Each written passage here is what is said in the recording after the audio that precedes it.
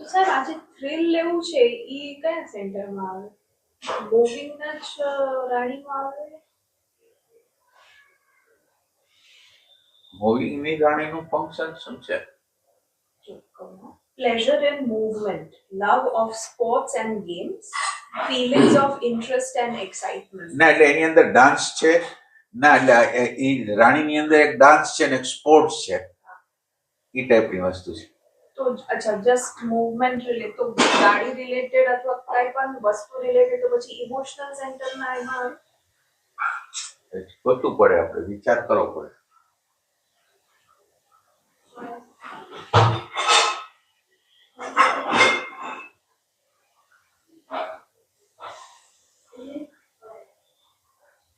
આ દાખલા તરીકે આપણે લખવાનું હોય, આતંકવાદી પેલા વચ્ચે અફઘાનમાં કે કેવા તાલિબાનમાં કાપી નાખતા હતા, એક થ્રીલ હોય ને એની, ના કાપવાની થ્રીલ હોય, કાપી નાખવાની થ્રીલ હોય. એટલે મને એમ છે ઇન્સ્ટિટ્યુટ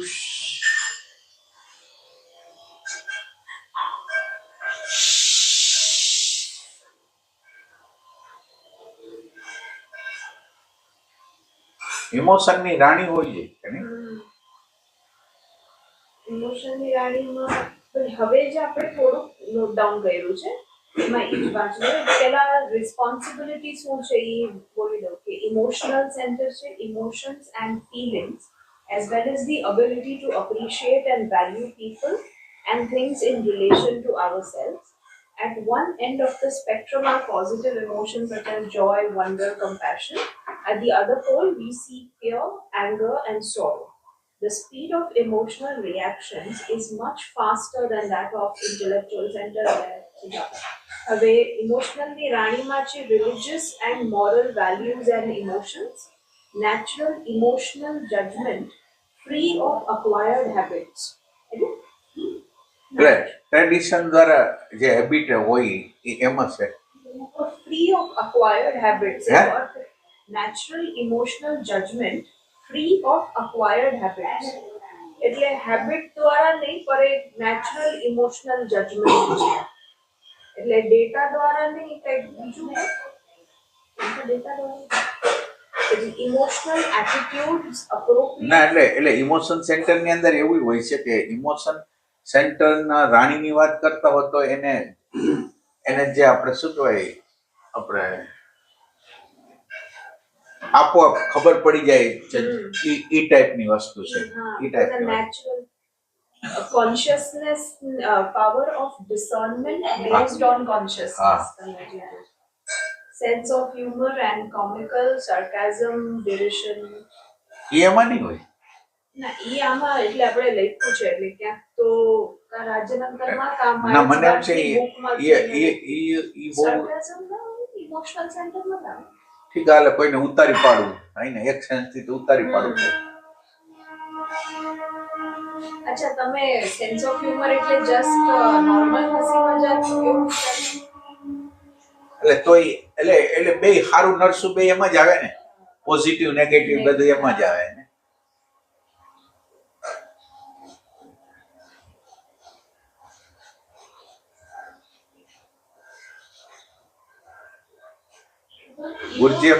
ગુરજેફમાં બધા લોકો એકબીજાને પાના આપે કે આનું પાનું આ છે, આનું પાનું આ છે, કારણ કે એ લોકો જે સાધક લોકો હોય એકબીજાથી જુદા હોય તો તમે ક્યાં પાનામાં જીવો છો એ તમે કહો. એટલે પાનાની રમત એવી છે કે એમાં તમે ક્યાં પાનામાં છો, એટલે પાનાની પોતાની મર્યાદા હોય અને એ મર્યાદામાંથી કેમ બહાર નીકળી જવું, એ ટાઈપની વસ્તુ હોય.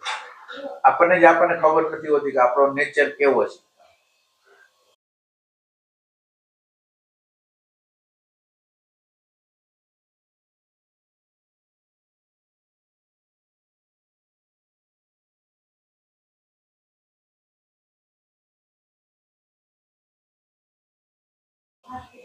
આતંકવાદી જે બને છે એ કઈ નામ? ઇમોશનલ નો ક્વીન લાગે છે. Religious and moral values. હા, મોરલ વેલ્યુ, બરાબર.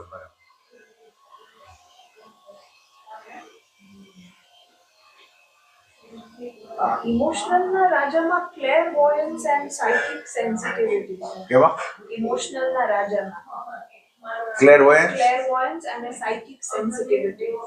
Psychic sensitivity. એટલે એનામાં જ હોવું જોઈએ. સેન્સ કરવાની તાકાત તો એમાં ક્લેરવોયન્સ તો ફ્યુચર રિલેટેડ આપણે ખબર પડી જાય એમ હોય. ક્લેરવોયન્સ નો શું અર્થ થયો? Clairvoyance, someone who claims to have supernatural ability to perceive the events of the future અથવા sensory contact ની beyond કઈક વસ્તુ હોય ખબર પડે. બરાબર. ના એટલે એ તો ઇમોશન સેન્ટર નું જ ફંક્શન કહેવાય. આપણે કહેવાય ને ઇન્સ્ટિંક્ટિવ સેન્ટરમાં એ ઇન્સ્ટિંક્ટિવ સેન્ટર ની અંદર હોય છે. એની અંદર જાણી જાય. એની આગળ બધી એટલે બીજાના વિચારને જાણી લેવા, પછી બીજાનો નેચરને જાણી લેવો, એ બધી બધી વસ્તુ એમાં છે.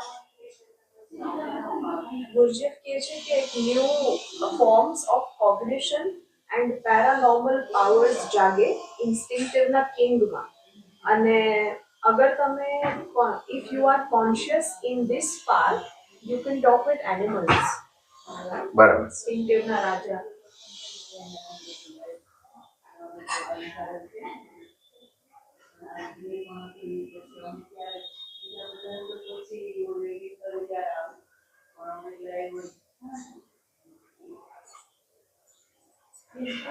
એટલે કોગ્નિટ એનિમલમાં તો ભાઈ ખાલી ટ્રેનની લેન્ડ સિવાય એ લોકોની ભાષા સુધી પહોંચી ગઈ. એટલે ભાષાની અંદર તો કેવું હોય, ભાષા ભાવ દ્વારા હોય. દાખલા તરીકે ખુશ થયો, નાખુશ થયો, જોઈને, માનો કે કૂતરો છે તો જોઈને ખુશ થયો, અંદરથી ખુશ થયો, તો એનું સેન્સિંગ કરવાનું, એનું સેન્સિંગ. એટલે એની ભાષા આપણે એ ભાષાને આપણે નામ મધ્યમાં આપી, મધ્યમાં વાણી કહેવાય. એટલે વાઇબ્રેશન વિચારની હારે ઇમોશન ભળીને વાઇબ્રેશન જે બને ને એ વાણી મધ્યમાં. એનિમલ વિસ્પરિંગ વાળું એક જોબ હોય છે, એનો કોર્સ થાય ને એવું છે કે અચ્છા, એ તમારા પેટ્સ તમને શું કહેવા માંગે છે ને એવું બધું. હવે એમાં કેટલું સાચું ખબર નહીં, પણ આવા ટાઈપનું બોલ. એટલે એની અંદર તો અનુમાન કરવાનું હોય. દાખલા તરીકે એ આપણને જે એજ્યુકેશન કરે આપે છે એના સેન્સ થી કે હવે એજ્યુકેશનના ભાગમાં આમ કીધું છે એટલે હું એનો આ મદદ કરું. એટલે એ એક અલગ વસ્તુ થઈ ગઈ પાછી.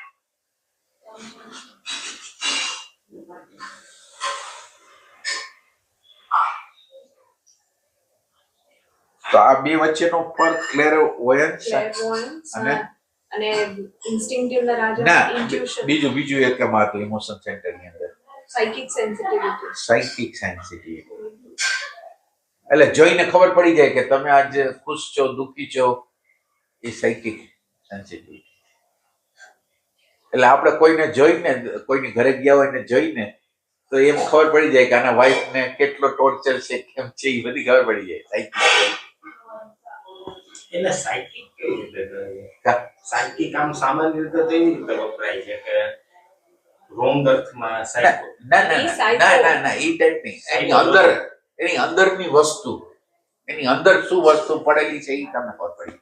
સર સાયકિક સેન્સિટિવિટી એમ નહીં કે સટલ જે સૂક્ષ્મ એનર્જીઝ હોય એ એના તરફ. ના, સાયકિક એટલે સાયકિક જ છે. એટલે એનર્જી ને એનર્જી પ્લસ ભાવ.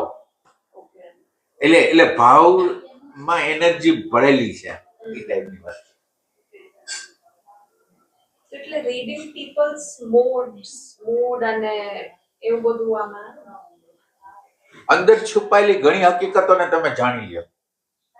અંદર છુપાયેલી ઘણી હકીકતને તમે જાણી લો. છે ને ચેટ જીપીટી માં પૂછું એનો મીનિંગ શું થાય તો એમ કહે છે કે નેચરલી તમે ઇન્ટ્યુઇશન, વાઇબ્રેશન, પીપલના મૂડ અને એન્વાયરમેન્ટલ એનર્જીને તમારે નેચરલી રિસેપ્ટિવ હો. અને એ લોકો એટલે એક દ્રષ્ટાંત આપો ખ્યાલ આવે. અમે એક વખત ધ્યાનમાં બેઠો હતો અને હું અંદર હતો, એ આમ અંદર હતા.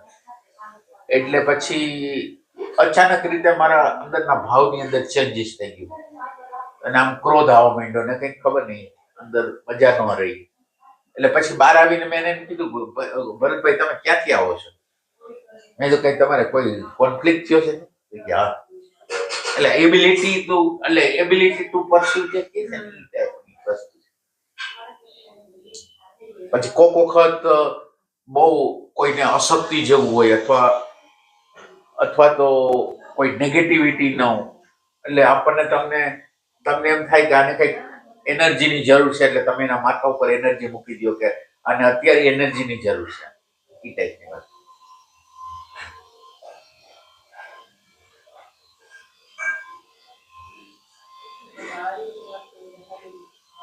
એટલે આમ તો આ જાગૃતિ હોય તો તમે ઠેક એના કારણ બોડી લગી જ જોઈ શકો.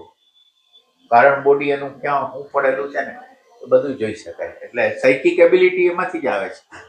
આમાં પછી એવું હોય છે કે આવા લોકો કઈક કહેવાય એની પહેલા એને ખબર પડી જતું હોય, એટમોસ્ફિયરમાં કઈક શિફ્ટ થતો હોય, ઈ સેન્સ થઈ જાય, સ્ટ્રોંગ ગટ ફીલિંગ. એટલે દાખલા તરીકે કોઈ એક લેટર ની અંદર લખેલું, આપણે આ દ્રષ્ટાંતે આપેલું લેટર ની અંદર લખેલું તો ઈ આપણને ફીલ થઈ જાય એ ટાઈપની વસ્તુ.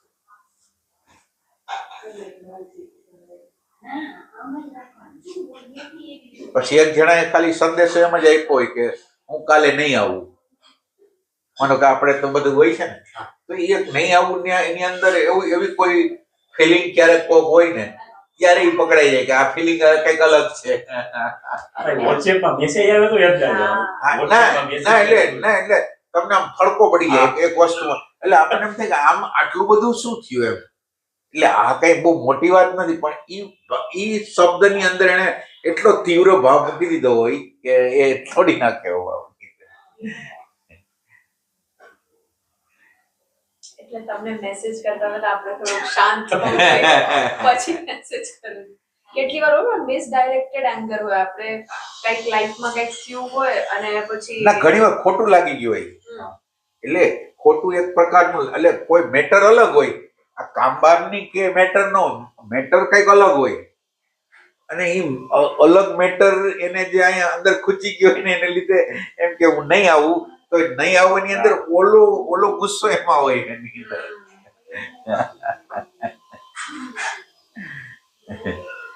મેસેજીસમાં, વિડિયોઝમાં બધામાં ઈ વાઇબ્રેશન એમાં શું થાય, ઇમોશન જયારે ઘૂસી જાય ને ત્યારે એ તીવ્રતા પકડી લે, ત્યારે તમે એને જાણી શકો. આમ સામાન્ય વાઇબ્રેશન હોય તો એને તમે જાણવું અઘરું હોય. હું સાહેબને મેસેજ કરું તો છેલ્લે નમસ્કાર ને ગુલાબનું ફ્રેમ મેળવી જ દઉં. પ્રેમથી મૂકો કે ફોર્માલિટી આપણો બધા એવો હોય ને અંદર તો હોય. ના એ તો તમારે લખાણમાં જે આવી ગયું તો આવી ગયું, સિમ્બોલ ઉપર નો આવે. ના સિમ્બોલ કોણ જોવે પછી.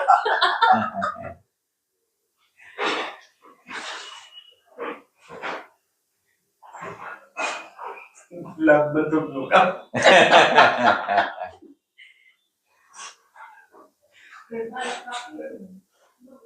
ના પણ ભાઈ એવું થાય કોક સામે વળે જવાબ પોઝિટિવ જ દીધો હોય, હા પાડી હોય, પણ આમાંય નો મજા આવે. આપણે એમ થાય કે આ પાડી બરોબર, આ નથી જબરદસ્તી. પણ એક વસ્તુ યાદ રાખવાની કે હંમેશા આપણું પ્રોજેક્શન ન હોવું જોઈએ. એક વસ્તુ યાદ રાખવાની, આપણે માનો કે આમ કર્યું પછી એ બિચારોને એનું તો કઈ હોય જ નહીં, તો આપણે એના ઉપર ખોટો દોષ કરતા હોય, એટલે એ ધ્યાન રાખવાનું. વેરિફિકેશન કરવું જોઈએ. આપણે જે માની છે ને એનું વેરિફિકેશન ક્યારેક આપણા નજીક ના હોય તો આપણે પૂછી લેવું ભાઈ આ લખાણ કેવી રીતે કીધું એ સામેવાળાને ક્યારેક એટલું રિયલાઇઝ હોય કે નહીં, અને એ સદાય એ થોડોક વિશેષ ભાવ હોય ને એટલે થોડીક સ્મૃતિ હોય એની. આ છે ને વિશેષ રૂપે લખાણ હોય.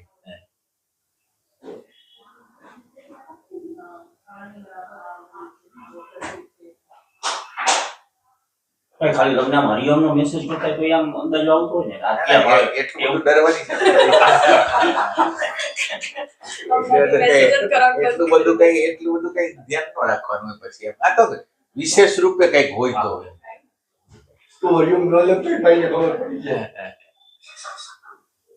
એટલે તીવ્ર લેવલનું કંઈક એકદમ સ્ટ્રોંગ સામાન્ય અવસ્થા હોય ના લે વિચારની અંદર જયારે ઇમોશન ભળે ને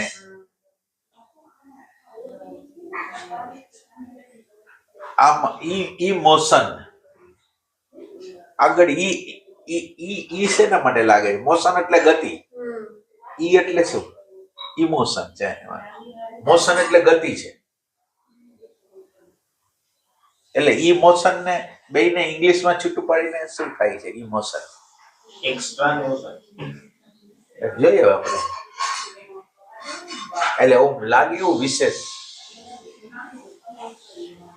વિશેષ ગતિ એમ. Energy in motion. હે? Energy in motion. In motion. હા, એટલે મોશનમાં ગતિમાન એનર્જી. ના, એટલે વિચારને ધક્કો મારે એટલે ઇમોશન, બસ. આ બીજું કાંઈ નહીં. એક વિચાર હોય એને ક્રિયાન્વિત કરી દે, એ ટાઈપ. એટલે આ તો આમ કે છે, આ તો જસ્ટ મોડર્ન ઇન્ટરપ્રેટિવ આઈડિયા છે. એકચ્યુઅલ શબ્દ લેટિન ઇમોવર માંથી આવે છે, જેમાં ઈ એટલે આઉટ અને મૂવ એટલે ટુ મૂવ. એટલે બરાબર, એટલે આઉટ ના, એટલે એ અર્થ તો ઈ જ થયો. Emotions are described as things that move us or create inner movement. ગતિમાન કરે કઈ. એટલે અંદરની ગતિ કરે એટલે એ બહાર વ્યક્ત થાય. પછી આપણે ઓલા આમાં દ્રષ્ટાંતમાં આવે, ઓલા મસ્તરામ બાપુ હતા ને એને એમ કીધું મને સાક્ષાત્કાર થયો, તો સી એબિલિટી ટુ ફ્યુચર. હા સેન્સ કરવાનું. હા, સેન્સ કરવા. તમે ના નથી થયો. તો ઈ આમ એની વસ્તુ તો સાક્ષાત્કાર એની વસ્તુ છે, પણ આપણે એમ કહી છીએ કે ના નથી થયો. એટલે આપણને જોઈ શકવાની ક્ષમતા હોય એમ કે આ વસ્તુ નથી. આમાં પાછું એવું થતું ને કે તમે જયારે પેલા ઓલું બુક્સ પડતા ગુરજેફની, ત્યારે કઈક આગળ આવવાનું છે એ તમે એમ છે સાયકિકલી સેન્સિટિવ પીપલ કઈક કહેવાનું હોય એની પહેલા કહી દે ક્યાંક કેવાશે. એટલે આગળ આવવાનું હોય ને, વાંચતા હોય એમાં આગળ આવવાનું હોય ને પેલા આપણને સેન્સ થઈ જાય. જે ચોપડી વાંચતા હોય ને,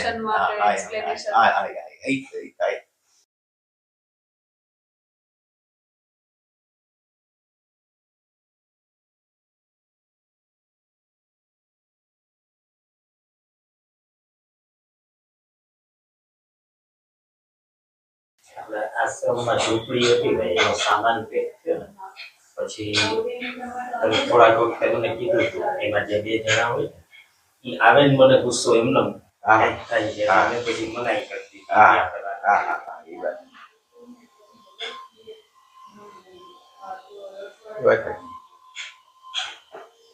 એટલે એમાં શું થાય, સજાતીય ન હોય, પછી એની અંદર લુચાઈ હોય, કઈક કપટ હોય, કઈક એ બધું એ ટાઈપની ભેગું થયેલું હોય. એટલે આપણે બહુ સિલેક્શન કરવામાં એટલું બધું ધ્યાન રાખવું પડે ને કે આપણી આજુબાજુ જે આવશે એ લોકો આ ટાઈપના હોવા જોઈએ, નકર આપણે નથી જતા.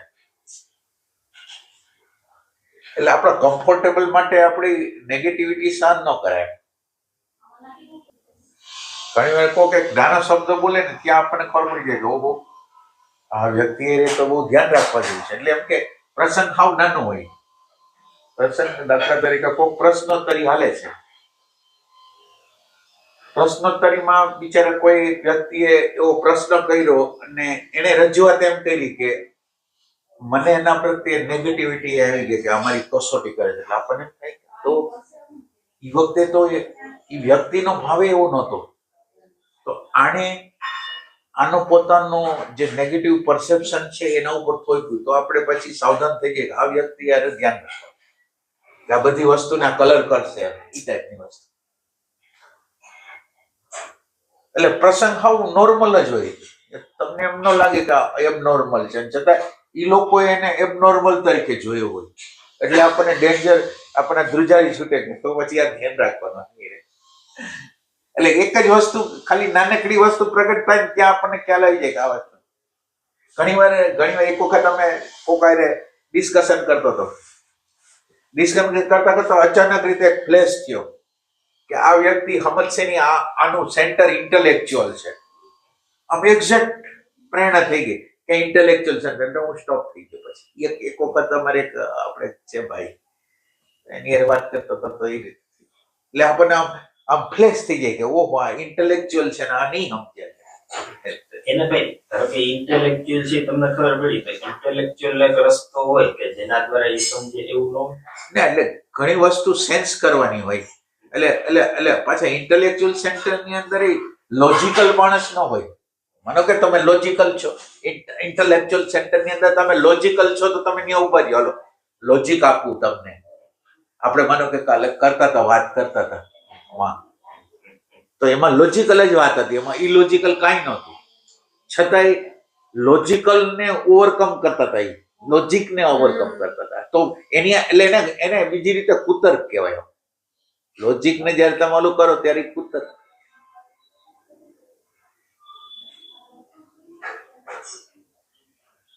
લોજિકલ તો એમ સારો માણસ કે હાલો તમને જે વસ્તુ નો સમજાતી લોજિક બતાવો, તમે સામે લોજિક બતાવો તો બહુ સારી વસ્તુ છે. ઈ ક્યારે ઈ સમજે એવું લાગે તમને? ઇમોશનલ હોય તો સમજે? એટલે ઇમોશન સેન્ટર જ સમજી શકે, સેન્સ કરવાની તાકાત નહીં. ઇન્ટેલેક્ચ્યુઅલ સેન્ટર હોય ને એને જે પરસેપ્શનો બનાવી લીધા હોય ને ત્યાંથી કસી ન શકે.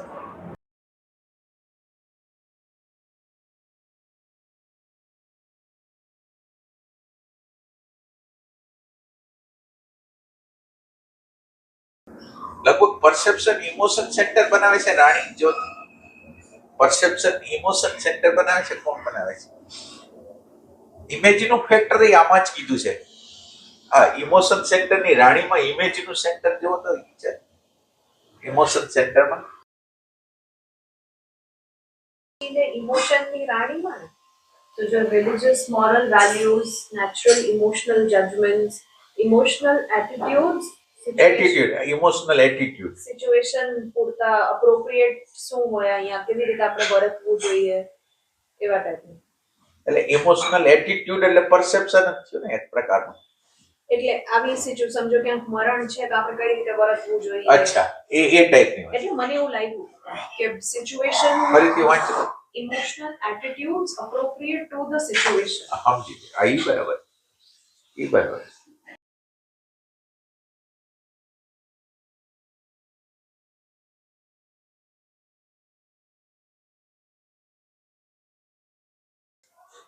તો એ ગલામાં નથી આવતું એમ ને? ના, ઈ ક્યારે હું વાંચતી હતી ઇમોશનલ હતો. હા, ઇમોશનલ ના કલામ હતો સ્ટીરિયોટાઇપ્ડ એક્સપ્રેશન ઓફ ઇમોશન્સ. પણ અચ્છા માનો કે આપણે કોઈક મરણમાં જાય છે તો એક સ્ટીરિયોટાઇપ તો છે ને, આમ કે નથી? તો છે તો એટલે એ બે વચ્ચેનો ભેદ કરવો હોય તો આપણે થોડોક વિચાર કરીએ.